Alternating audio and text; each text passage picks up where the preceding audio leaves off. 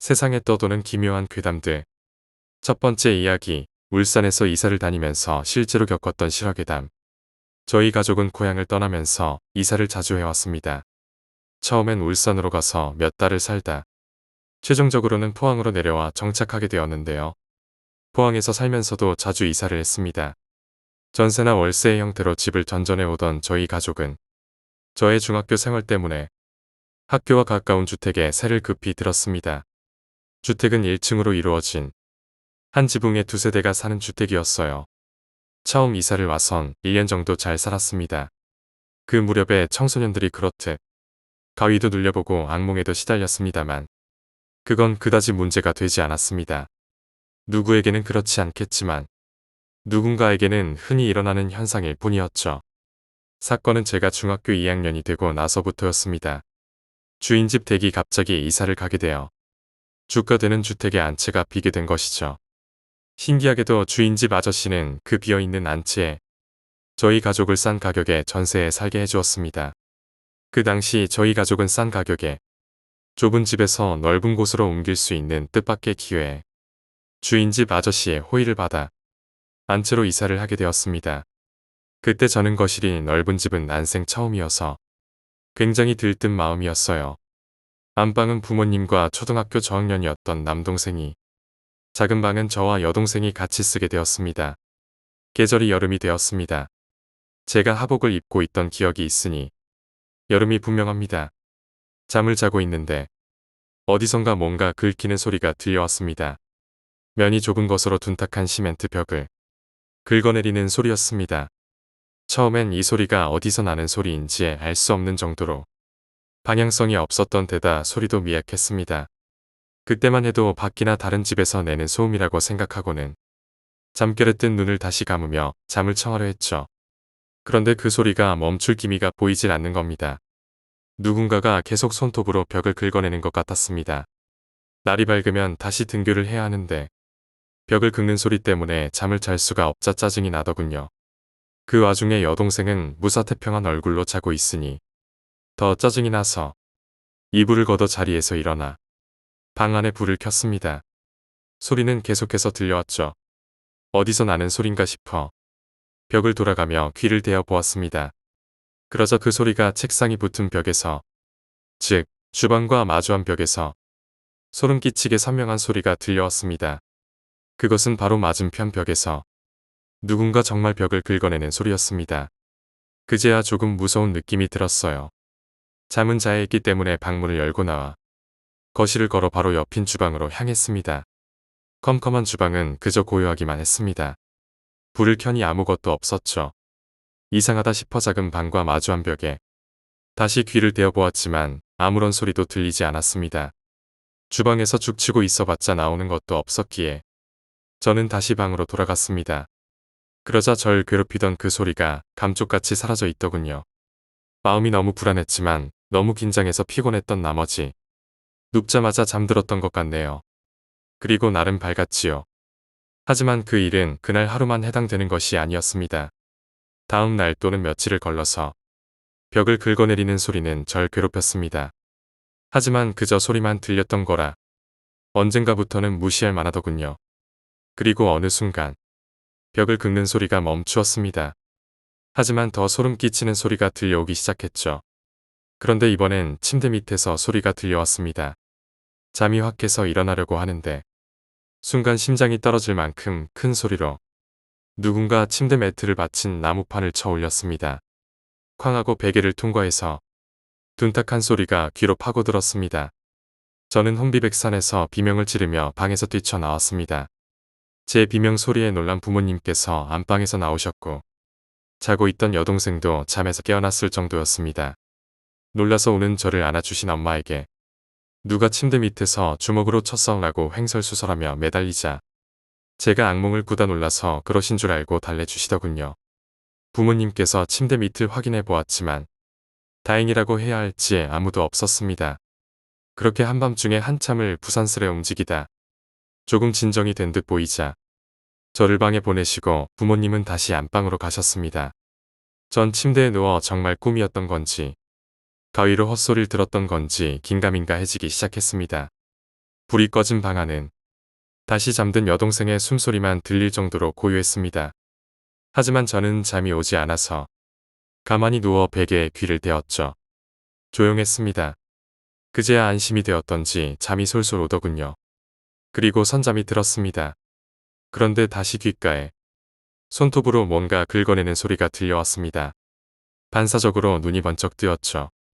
온 신경을 집중해서 어디서 나는 소리인지 찾아 헤매기 시작했습니다. 그 소리가 이번엔 여자의 손톱으로 나뭇결이 거친 나무판을 긁는 소리라는 걸 알아차렸습니다. 그리고 천천히 베개를 치워 매트에 귀를 대었습니다. 매트 전체를 울리듯이 귓가로 파고드는 소리는 나무판을 긁어내는 소리였습니다. 침대 밑에 뭔가 있다.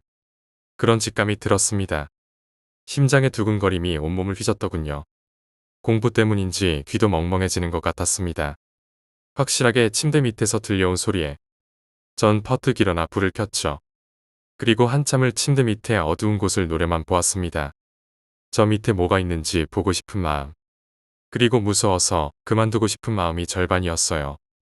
하지만 공포물은 늘 그렇듯 확인하려 하면 아무것도 없어 사람 놀리는 기분이 들게 하지 않습니까?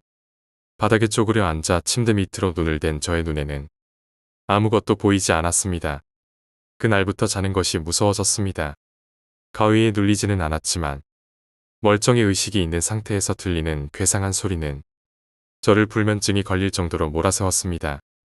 밤엔 집에서 시달리다가 잠은 늘 학교에서 자다 보니 수업 중에 항상 혼났죠. 결국 학교하자마자 어머니에게 하소연을 했죠. 그동안 겪은 일을 이야기하며 무서워서 잠을 못 자겠다고 그랬더니 저희 어머니께서도 그런 경험을 하셨다는 겁니다. 아버지를 일터에 자식들을 학교에 보내놓고 집에 혼자 있으면 헛소리가 들리더랍니다. 분명히 혼자 있는 집안에서 누군가 거실 소리가 날 정도로 뛰어다니거나 어린 남동생의 장난감이 든 바구니를 뒤엎는 소리, 화장실 변기에서 물이 세차게 내려가는 소리. 처음에 이런 소리를 들었을 때는 낮잠을 주무시고 계셨답니다. 그래서 거실이 소란스러워지자 남동생이 벌써 학교에서 집에 왔나 보다 하고는 거실로 나오니 아무도 없더랍니다. 하지만 저희 어머니께서 공포에 떠는 모습은 없으셨습니다. 어머니께선 귀신이 있다고 믿는 분이셨고 무엇보다 외할머니께서 무속에 관련된 분이셔서 그런지 저의 어머니께선 집안에서 일어나는 괴상한 일에 왠지 무덤덤하게 반응하셨습니다. 저도 어머니와 이야기를 하는 동안 신기할 만큼 안심이 되고 그다지 신경 쓰지 않았습니다.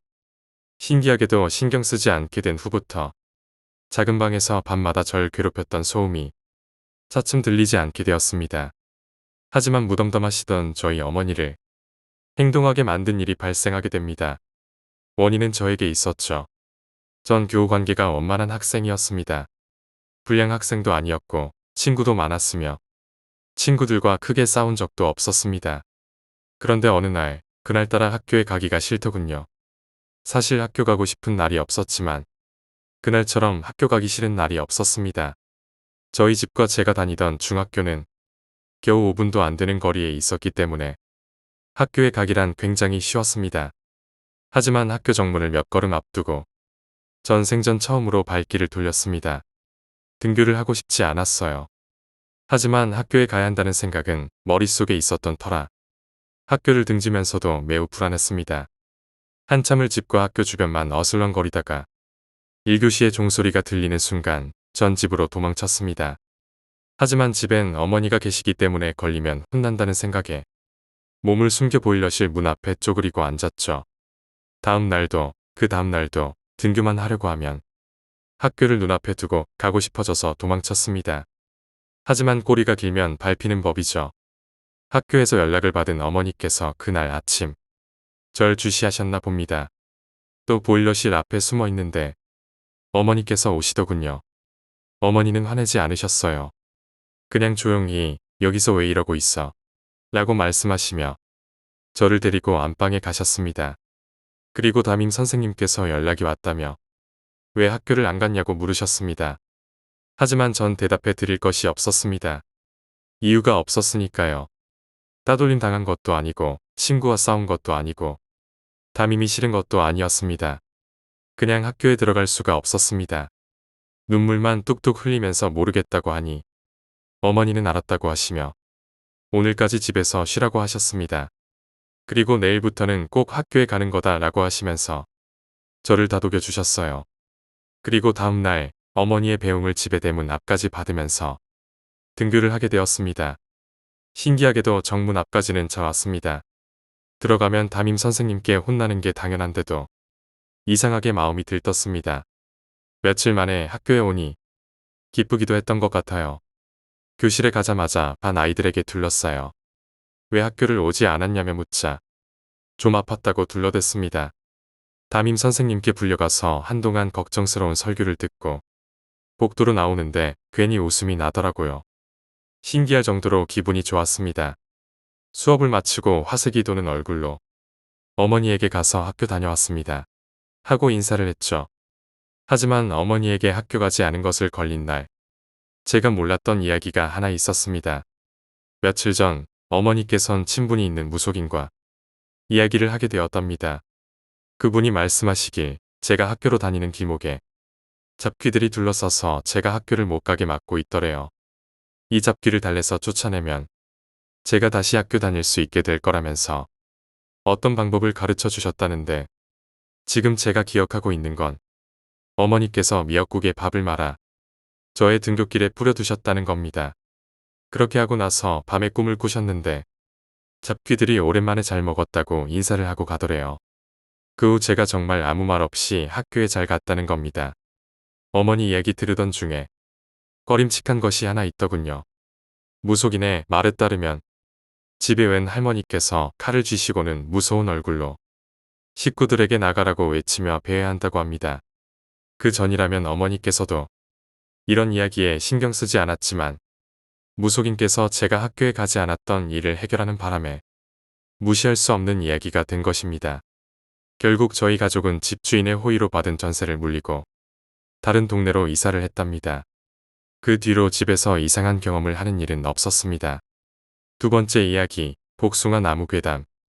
예로부터 전해오길 복숭아 나무가 집 안에 있으면 좋지 않은 일이 생긴다고 해서 절대 집 안에 심지 않았다고 합니다. 그렇지만 그 말을 무시하고 복숭아 나무를 심었다가 된통 혼이 난 사람이 있으니 바로 저희 가족입니다.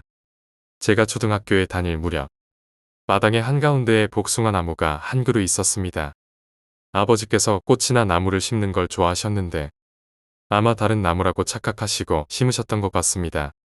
복숭아 나무가 자라나고 꽃을 피울 무렵이 되자 동네 사람들과 저 복숭아 나무를 베어버리라고 우리 집에 올 때마다 아버지에게 말씀하셨던 기억이 있습니다. 하지만 아버지께서 꽃이 저렇게 예쁜데 베어버릴 필요가 있냐며 동네 사람들과 뭐라 하든 한 귀로 흘리셨습니다. 복숭아 나무의 꽃을 보신 일 있으세요? 정말 예쁘답니다. 작은 분홍색 꽃이 가지에 마디마다 열려서 한껏 고운 자태를 뽐내기 시작하면 그처럼 황홀한 광경도 흔치 않습니다. 그 나무는 정말 고왔습니다. 하지만 복숭아 꽃이 만발하기 시작하면서 집에는 좋지 않은 일들이 생기기 시작했습니다. 마치 복숭아 나무를 베지 않아서라는 말을 증명하듯이 말이죠. 어머니께선 갑자기 몸이 많이 약해지셔서 병원에 다니기 시작하셨고 아버지께선 하시는 일마다 잘 되지 않으셨는지 술을 드시는 일이 늘어 엄마와 다투시는 일이 잦아지셨습니다. 그렇지만 복숭아 나무 탓이라고 꼬집어 말하기는 어려웠습니다. 그 설명하기 어려운 공포감이 집안을 맴돌기 전까지 말이죠. 어느 날이었습니다. 학교에서 돌아오니 엄마도 아버지도 집에 계시지 않았고 저는 방에 앉아 숙제를 하고 있었습니다. 그런데 이상한 느낌이 들었습니다. 저 혼자 있는 방 안에 누군가 있는 듯한 묘한 느낌. 문득 방 창문으로 복숭아 나무가 정면으로 보였는데 그날따라 복숭아 나무가 절 쳐다보는 것처럼 신경이 쓰였습니다. 책이 눈에 들어오지 않고 계속 마음이 뒤숭숭해져서 결국 창문을 닫아버렸습니다. 그런데 그때 등 뒤에 누군가 서 있다는 기척이 느껴지면서 머리가 쭈뼛서는 것이었습니다. 저는 온몸에 소름이 돋았고 차마 뒤를 돌아보지 못하고 시선을 약간 옆으로 돌렸는데 하얀 한복을 입은 여자의 팔이 보였습니다. 저는 뒤돌아보지 않은 채 바로 방에서 뛰쳐나왔습니다. 아직도 그 하얀 한복의 팔이 감싸 안으려는 느낌이 생생합니다. 그리고 그 후로는 집에 혼자 있지 않았습니다. 며칠 뒤 학교를 가려는데 마당에 복숭아 나무가 보이지 않았습니다. 어머니 말씀으론 아버지께서 아무 말씀도 안 하시곤 새벽에 갑자기 도끼로 베어버리셨다는데 그때부터 집안은 다시 평온을 찾기 시작했습니다. 엄마도 건강이 많이 좋아지시기 시작했고 아버지의 일도 잘 되시는 것 같았습니다. 그리고 어느 날 밤 동네 아저씨들과 술자리를 나누시면서 아버지께서 하시는 말씀을 우연히 듣게 된 저는 무서움에 잠을 설쳤습니다. 아버지께서 말씀하시길 복숭아 나무 꽃이 피기 시작하면서 꿈에 하얀 소복을 입은 여자가 나타나서 집 주변을 돌아다니더랍니다.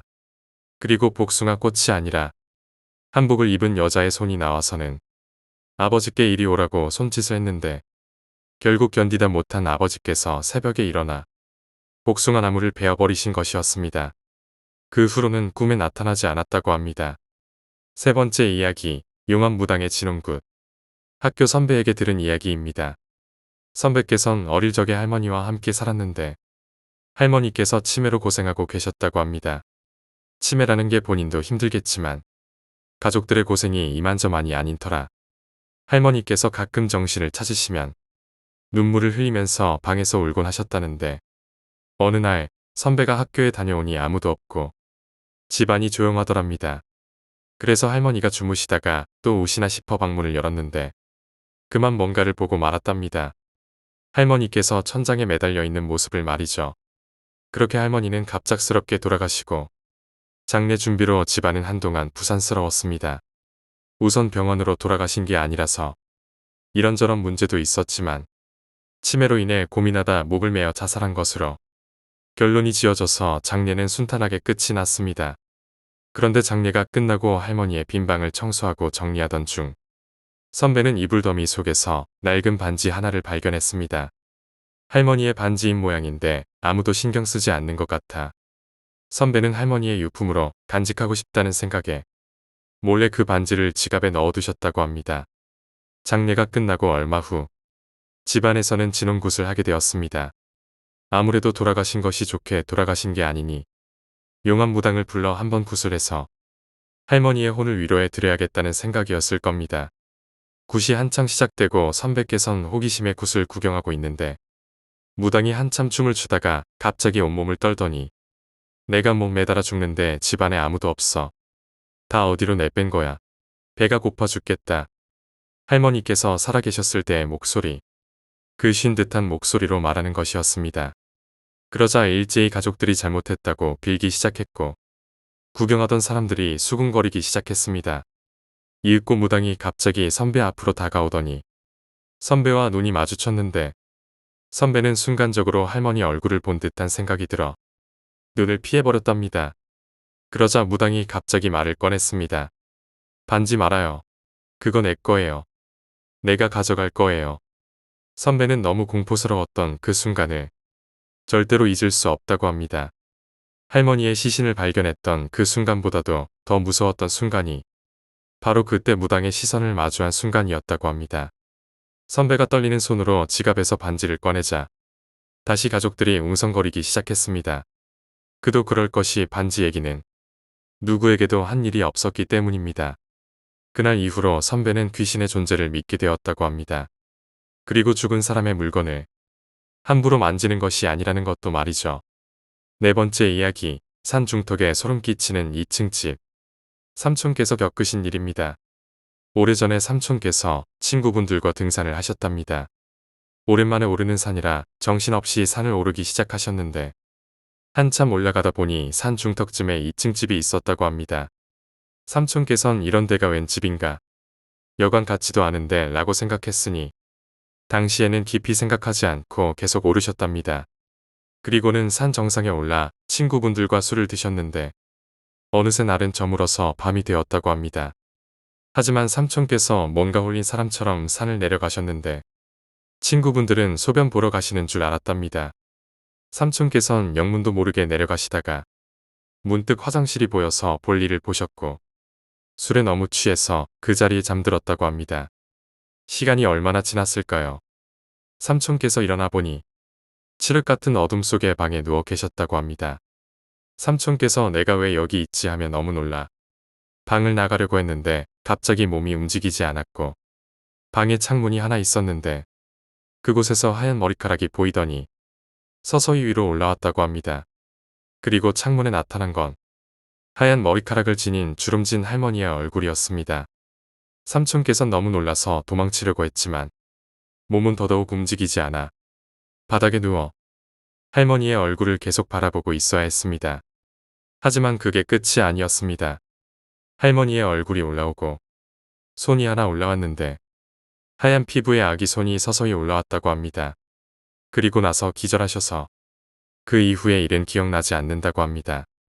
삼촌께서 일어나셨을 때는 이미 날이 밝아 있었고 방에서 나가 집을 바라보니 산 중턱에서 봤던 그 2층 집이었습니다. 삼촌께선 밤에 겪었던 일이 생각나서 바로 산에서 뛰쳐내려오셨고 마침 산나무를 캐시던 마을 아주머니를 만나 그 2층 집에 대해 물어볼 수 있었습니다. 아주머니의 말에 의하면 그 집은 할머니와 아기가 함께 살다가 2층에서 뛰어내려 자살한 집이었고 지금은 아무도 살지 않는 집이라고 합니다. 5번째 이야기, 귀신 보는 그녀. 어느 봄, 전 친구들과의 여행 도중 이리저리 차를 타고 돌아다니다가 우연히 어느 산에 잠시 올라가게 되었어요. 그런데 들어가는 순간부터 그곳의 기운이 남다르다는 것을 느꼈습니다. 차는 계속해서 위로 올라갔고 어느 지점에 도착한 뒤 후진으로 내려오기 시작했습니다. 그런데 그 순간 저는 보고 말았습니다. 산 중턱쯤에 한 폐가가 있더라고요. 그리고 차가 산길이라 잠깐 멈춘 틈에 창문 바깥으로 그곳을 쓱 들여다보는데 그곳에는 질이 안 좋은 것이 창 너머 안에서 보고 있었습니다. 흔히 볼 수 있는 귀신이죠. 허나 흔히 보면 안 되는 귀신이기도 하고요. 눈이 엄청 새까맣고 입도 벌리고 있으나 정말 새까맣게 보여서 멀리서 보는데도 선명했습니다. 눈이 검고 움푹 패인 입과 눈동자, 홀령이 얼마나 깊은 원한을 가지고 있는지 가늠할 수 있습니다. 제 형태조차 잃어버린 거니까요. 낮은데도 불구하고 겁이 나는 정도가 아니라 식은땀이 났습니다. 친구한테 빨리 차를 빼라고 외쳤습니다.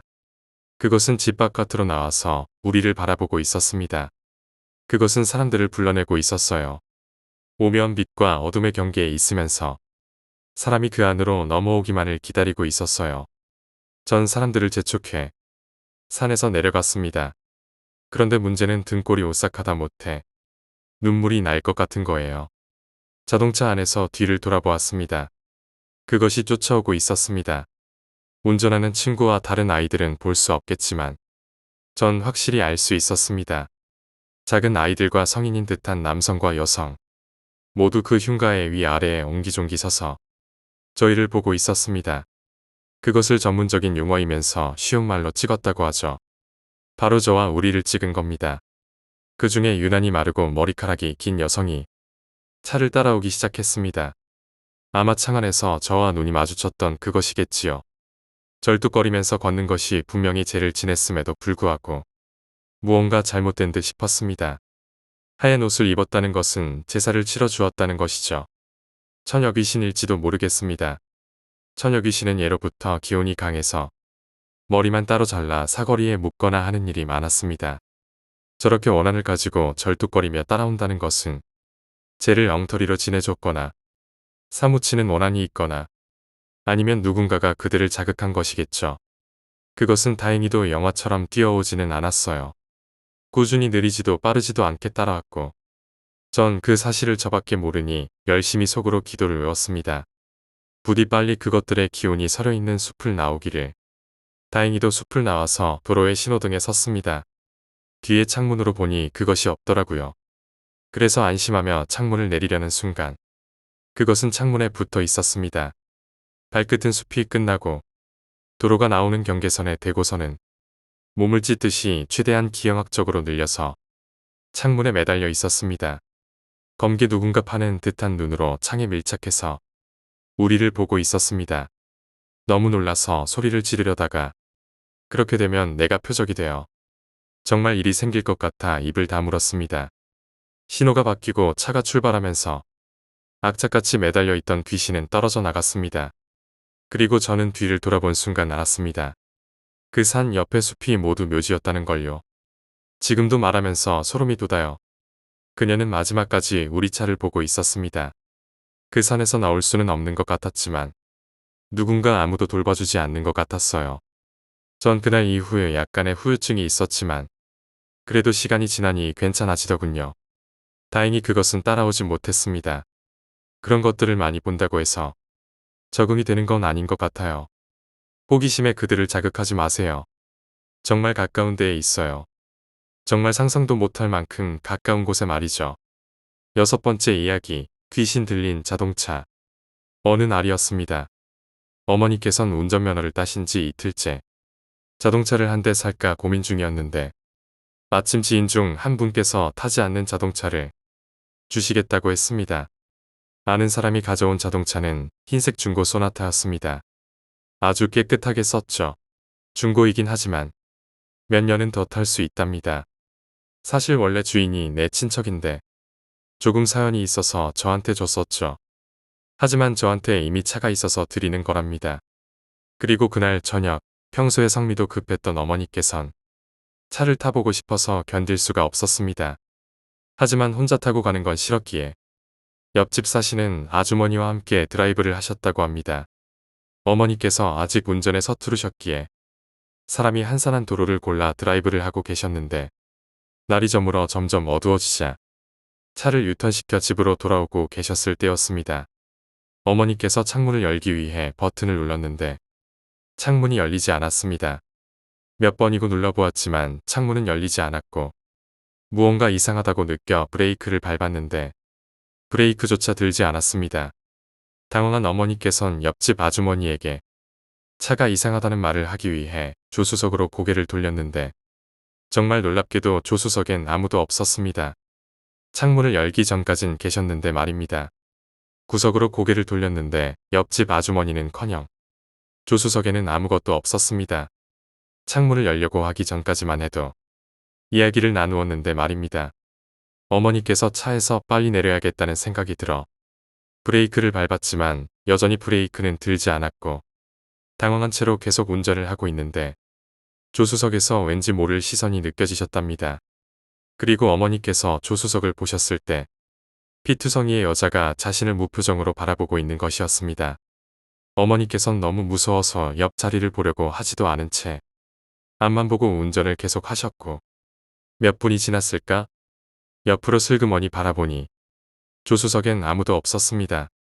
그리하여 어머니께선 마음을 가다듬고 옆집 아주머니를 찾아서 빨리 돌아가야겠다는 생각만 하고 계셨는데 갑자기 쾅쾅거리는 소리가 들렸다고 합니다. 어머니께선 소리 나는 곳을 바라보셨는데 당시 어머니께선 정말 소리도 지를 수 없는 공포를 느끼셨다고 합니다. 왜냐하면 조수석 밖의 창문으로 피투성이의 손바닥이 창문을 두들기고 있었기 때문입니다. 살려달라고 말하면서 계속해서 두들기고 있었습니다. 그 여자의 목소리는 점점 격해졌고 두들기는 소리도 커지고 점점 빨라졌다고 합니다. 어머니께서 자신도 모르게 핸들을 꺾어버려 전봇대를 들이박으셨고 그리고 잠시 정신을 잃으셨다고 합니다. 다행히도 어머니께선 크게 다치시지 않으셨고 정신이 들었을 때는 방금 전까지 없었던 옆집 아주머니가 조수석에 앉아 계셨다고 합니다.